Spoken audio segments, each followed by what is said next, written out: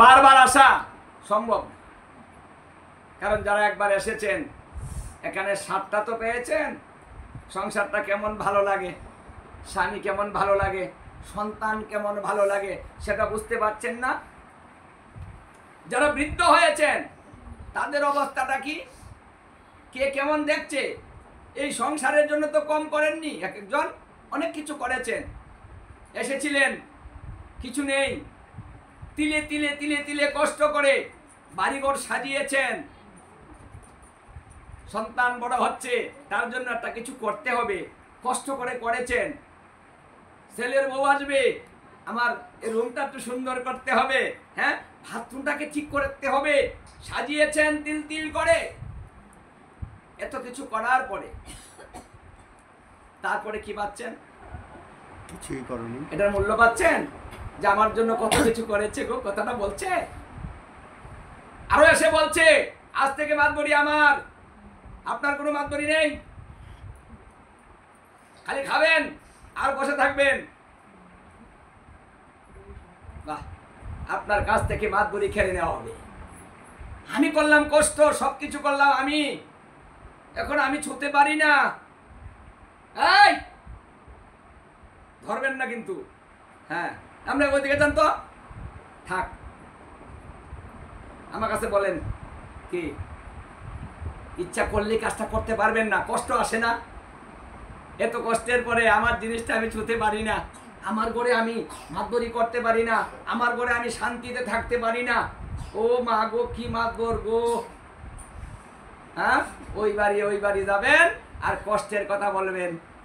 জানো না গো, সারাটা বিয়া করে কি জ্বালা গো বাবা গো বাবা,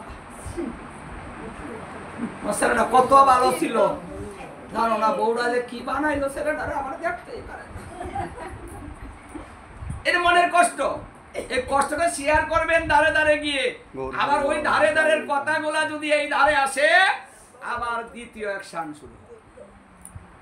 কে আবার মায়েরা বলে দে, শুনো আমার বউয়ের কাছে বলো না কিন্তু আবার। কে হায় রে ভয়, কেন ভয় পাচ্ছেন আপনি? ভুল করেছেন কোথায়? আপনকে তো চিনতে পারেননি। আপন কে আপনার? এতদিন যাকে নিয়েছিলেন আপন ভেবেছিলেন, এখানেই তো আমাদের ভুল। আমরা পরকে আপন ভেবে সংসার করছি, হাসতে হাসতে আনন্দ করিতে করিতে জীবনটা কাটিয়ে দিচ্ছি। যখন রডটা পড়ে যায়, শক্তিটা কমে যায়, যখন এই সংসার দেখতে পারে না, কেউ ভালোবাসে না, সবাই ছুড়ে মারে, কেউ মূল্যায়ন করে না, আমরা সেদিন বুঝতে পারি যে আমার কেউ নেই, শুধু শুধু খাটলাম, শুধু শুধু করলাম।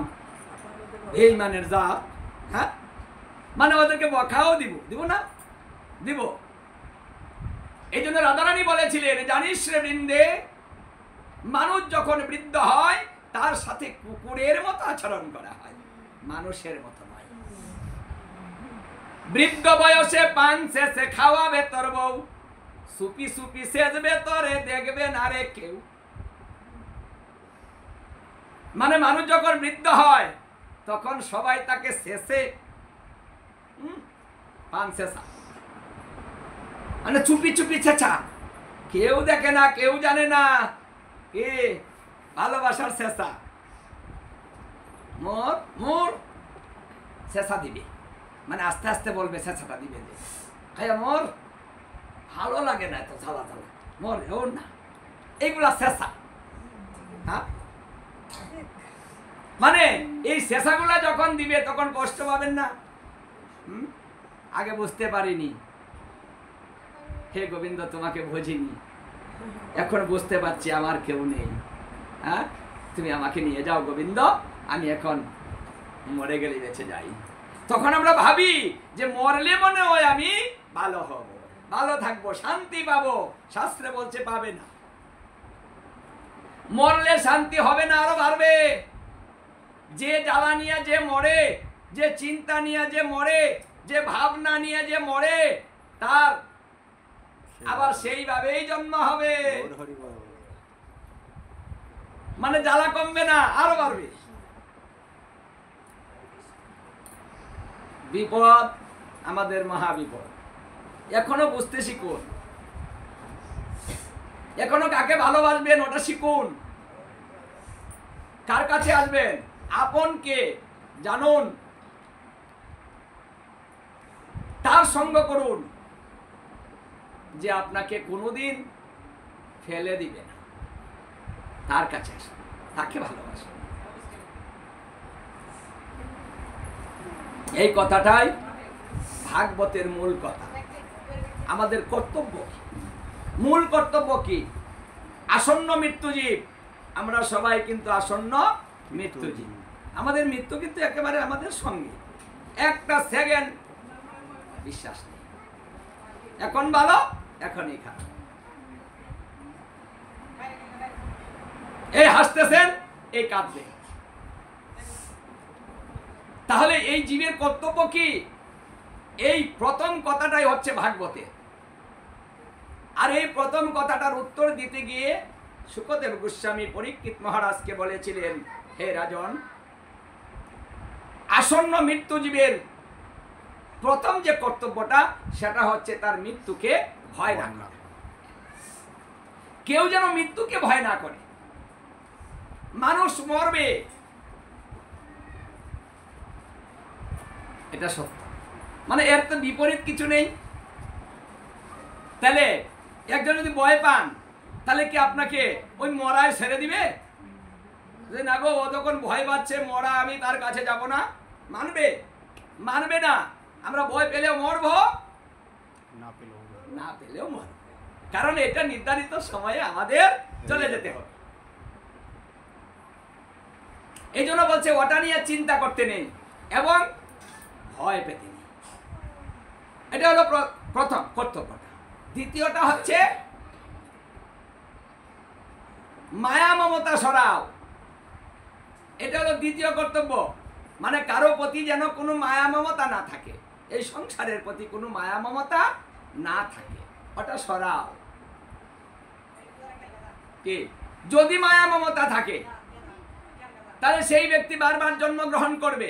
যার প্রতি মায়া দেখাবে, পরজন্মে সে নিজেই তা হইয়া জন্মগ্রহণ করবে। এই কথাটা বুঝেন? মানে ভালোবাসেন, আমার ছেলে ছাড়া বাসি না গো, আমার ছেলেটা, মানে এমন করিতে করিতে যদি মারা যান, তাহলে আপনি নিজেই পরজন্মে নিজেই ছেলে হবে। মানে যা নিয়ে ভাববেন আপনি তাই হবেন। তাহলে দেখুন, আমাদের ভাবনারও পরিবর্তন করতে হবে। তাহলে কার জন্য ভাববো? যাকে বেশি ভালোবাসবো তার জন্যই তো ভাবি, না কার জন্য ভাবি? যাকে ভালোবাসি না, দেখতে পারি না, ওকে নিয়ে ভাবনা আছে? কি গো, আছে? যাকে প্রাণ দিয়ে ভালোবাসেন, হ্যাঁ, তার কথা বারবার মনে করে, তাই না? যেমন গুরুদেবকে প্রাণ দিয়ে কেউ ভালোবাসে না, বারবার মনে পড়ে না। আবার স্বামী যদি কোথাও চলে যায়, বারবার মনে পড়ে, করে না? হ্যালো, কোথায় আছো গো? কবে আইবা তুমি? কে মন চায় না? আইসা বড়, দেখো তোমার ছেলে ডাকে তোমারে। মানে মায়াটা আরো বাড়িয়ে দিচ্ছে, আকর্ষণ বাড়িয়ে দিচ্ছে। হ্যাঁ, কিন্তু এই মায়াটা কি গুরুর প্রতি আছে? হয়, বছরের পর বছর যায়, মন্ত্র লইয়া গেছে, কিন্তু খবর নেই গুরুদেব আছে না গেছে, কই আছে কোনো খবর নাই। হঠাৎ করে শুনে গুরুদেব পৃথিবীতে নাই, ও মায়া গো, কোথায় বলে মরে গেছে, আমি শুনলামই না, পরে শুনছি। কি ভালোবাসা! এ তো আপন, সে চলে যাচ্ছে কিন্তু জানে না। দেখে ভালোবাসা কি, কার জন্য আছে আমাদের? এই জন্য বলছে মায়া সরাও, কারো প্রতি মায়া দেখিও না। আর এই তত্ত্বটাও কিন্তু ভাগবতে শিক্ষা দেওয়া হয়েছে। কাকে দিয়ে? রাজা ভরত, ভরতকে দিয়ে। ওই যে হরিণীকে ভালোবাসতো, হরিণীকে বাঁচিয়েছিল, ছোট্ট একটা বাচ্চাকে বাঁচিয়ে ওকে ভালোবেসেছিল। সারাদিন ওকে নিয়ে ভাবতো, ওকে নিয়ে চিন্তা করত। হরিণী যখন চলে গেল, জঙ্গলে হারিয়ে গেল, আর তাকে খুঁজে পাওয়া গেল না, এই ভরত হরিণী হরিণী হরিণী জপ করতে করতে মৃত্যু হয়েছিল তার। পরজন্মে নিজেই হরিণী হইয়া জন্মগ্রহণ করল। এটা আমাদের শিক্ষা। পরে সে কি করলো? গঙ্গায় ডুব দিয়ে প্রাণ বিসর্জন করলো, যে আমি এই জীবন রাখবো না। পরে তার আবার সেই জন্মটা হয়েছিল জড় ভরত। কারোর সাথে কোনো কথা তখন তার নাম হয়েছিল জড় ভরত। জড় চিনো সবাই? জড় চিনো না? জড় পদার্থ চিনো? এই পোলাপান কথা বোঝে না রে। জড় চিনো না? চিনো? জড় কাহাকে বলে? হ্যাঁ, বৃদ্ধ বৃদ্ধরে, বৃদ্ধরে জড় কয়। হরে কৃষ্ণ। জড় পদার্থ, যে চলাফেরা করতে পারে না, কথা বলতে পারে না, সে হলো জড় পদার্থ। এই যে খাট পালং, চেয়ার টেবিল, ঘর বাড়ি, ওরা কথা বলে না, ওরা হলো জড় পদার্থ।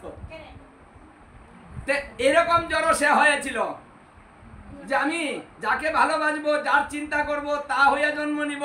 আমি যদি কাউকে ভালোই না বাসি, কি তাহলে তো আমার